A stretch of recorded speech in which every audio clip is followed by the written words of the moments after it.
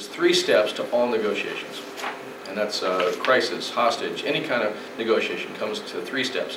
Step number 1 is you must try to understand as much as possible about the person or the situation that's in front of you. Always step number 1.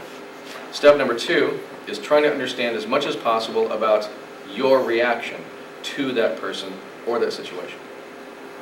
And step number 3 is trying to understand how to solve it. We don't try to solve it, we don't even go there, we don't even entertain that until you go through those first 2 steps. Because basically number 1 is trying to get more information to you so you know what to do with this and which direction to go. And number 2 is going in, being able to go in without any kind of psychological attachment to this at all. Subconscious, unconscious, conscious, whatever it is. Because if we go with any kind of attachment, psychological attachment to this, then we will screw it up every single time. Because then we start entertaining our needs over their needs. But we're not in touch with that, so we make it a self-preservation thing. And we will justify it because the patient is making the problem. That guy is the problem.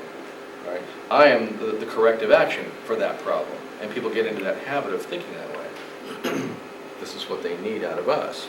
Is somebody who compassionately says, okay, I recognize this as a symptom, not as my problem.